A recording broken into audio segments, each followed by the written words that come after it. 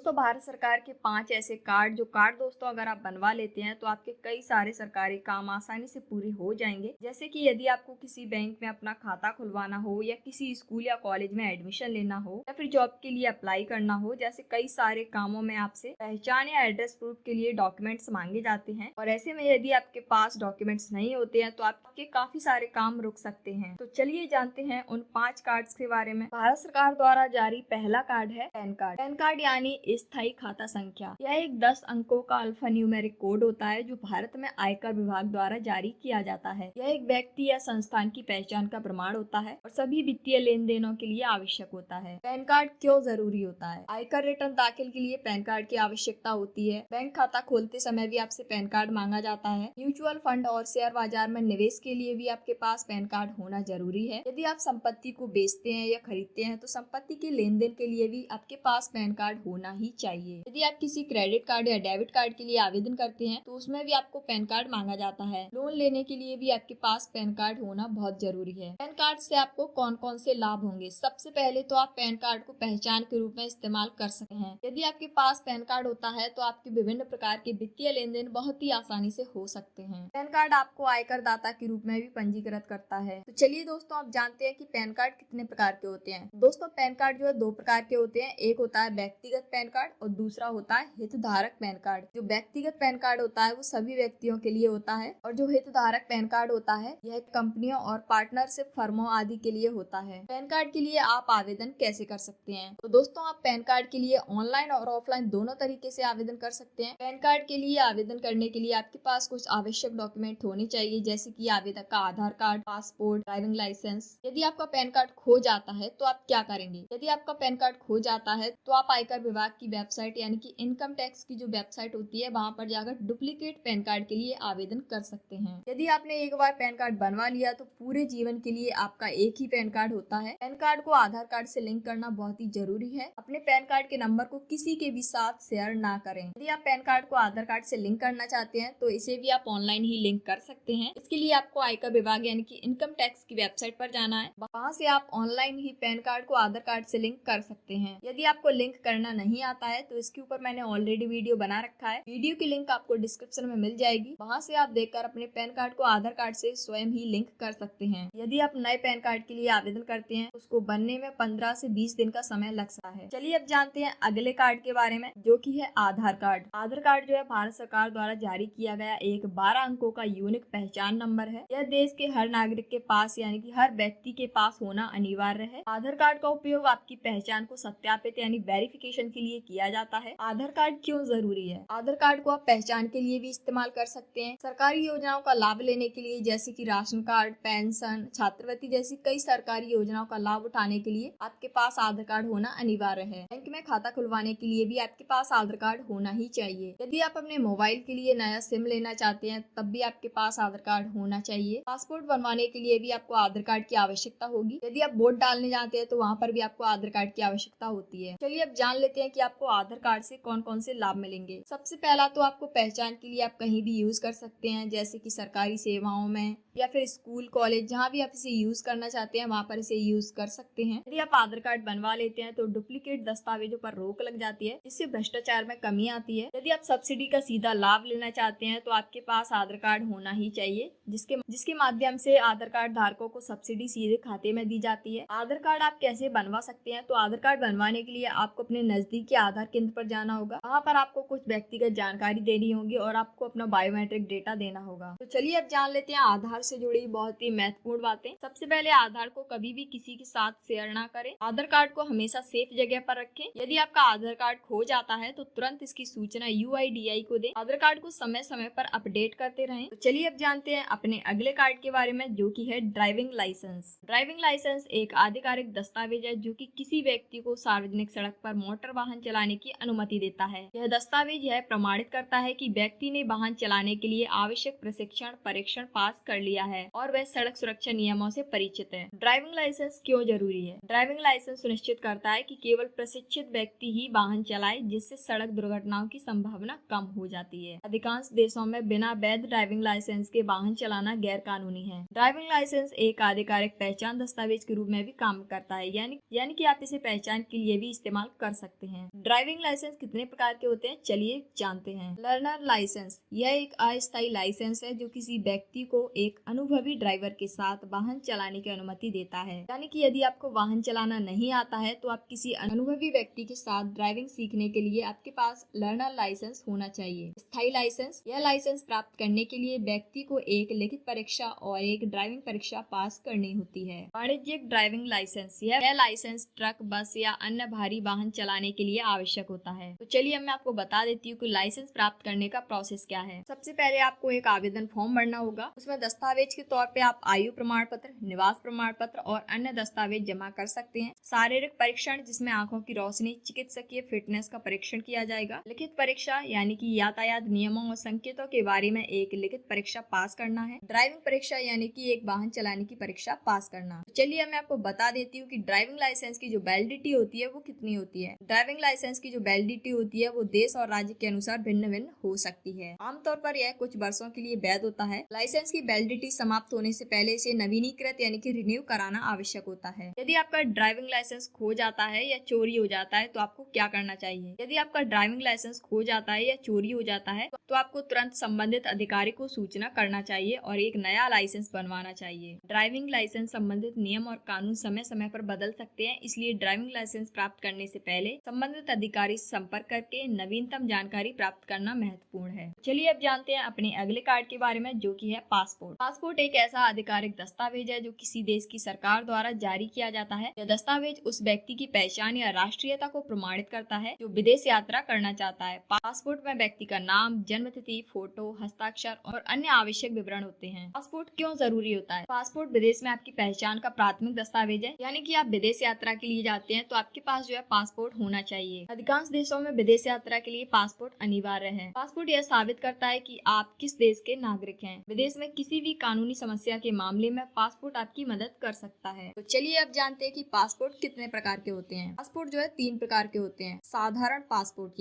यह सामान्य नागरिकों के लिए है। आधिकारिक पासपोर्ट, यह सरकारी अधिकारियों के लिए जारी किया जाता है। डिप्लोमेटिक पासपोर्ट, यह राजनयिकों के लिए जारी किया जाता है। पासपोर्ट आप कैसे बनवा सकते हैं? पासपोर्ट बनवाने के लिए आपको संबंधित अधिकारी के पास आवेदन करना होता है। आवेदन के साथ आपको कुछ आवश्यक डॉक्यूमेंट जैसे कि जन्म प्रमाण पत्र, पहचान प्रमाण पत्र, पासपोर्ट साइज फोटो आदि जमा करने होते हैं। पासपोर्ट की जो वैलिडिटी होती है वो देश और व्यक्ति की उम्र के अनुसार भिन्न भिन्न हो सकती है। आमतौर पर पासपोर्ट 5 से 10 साल के लिए वैध होता है। यदि आपका पासपोर्ट खो जाता है तो आप क्या करेंगे? यदि आपका पासपोर्ट खो जाता है या चोरी हो जाता है तो तुरंत आपको संबंधित अधिकारी को सूचना करना है और एक नया पासपोर्ट बनवाना चाहिए। तो चलिए अब जानते हैं पासपोर्ट से जुड़ी कुछ खास बातें। पासपोर्ट के साथ साथ आपको उस देश का वीजा भी लेना होता है जहां आप यात्रा करना चाहते हैं। पासपोर्ट को सावधानी से रखें और इसे गीला या क्षतिग्रस्त ना होने दें। यात्रा से पहले आपको अपने पासपोर्ट की वैलिडिटी को चेक कर लेना चाहिए। पासपोर्ट की वैलिडिटी समाप्त होने से पहले इसे नवीनीकृत करवा लें, यानी कि रिन्यू करवा लें। तो चलिए अब जानते हैं अपने अगले कार्ड के बारे में, जो कि है voter ID card. Voter ID card सरकारी दस्तावेज होता है जो चुनाव में वोटिंग करने का अधिकार देता है। यह भारतीय नागरिकता का भी प्रमाण है। चुनाव आयोग 18 साल की उम्र के नागरिकों को वोटर ID कार्ड जारी करता है। इसका इस्तेमाल नगर पालिका, राज्य और राष्ट्रीय चुनाव के मतदान के लिए कर सकते हैं। वोटर ID कार्ड को आप ऑनलाइन और ऑफलाइन दोनों तरीके से बनवा सकते हैं। यदि आप ऑनलाइन बनाना चाहते हैं तो इसके ऊपर ऑलरेडी वीडियो बना रखा है। वीडियो की लिंक आपको डिस्क्रिप्शन में मिल जाएगी, वहाँ से देखकर आप अपना नया वोटर ID कार्ड बना सकते हैं। वोटर ID कार्ड में आधार को लिंक करना चाहते हैं, फोटो को अपडेट करना चाहते हैं या फिर मोबाइल नंबर को लिंक करना चाहते हैं तो इसके ऊपर मैंने ऑलरेडी वीडियो बना रखा है। वीडियो की लिंक आपको डिस्क्रिप्शन में मिल जाएगी, वहाँ से देखकर आप अपने वोटर ID कार्ड को अपडेट कर सकते हैं। तो ये थे भारत सरकार के 5 ऐसे कार्ड जो दोस्तों अगर आप बनवा लेते हैं तो आपके कई सारे सरकारी काम आसानी से पूरे हो जाएंगे। वीडियो पसंद आया हो तो वीडियो को लाइक और चैनल को सब्सक्राइब जरूर कीजिएगा। मिलते हैं नेक्स्ट वीडियो में। Thanks for watching.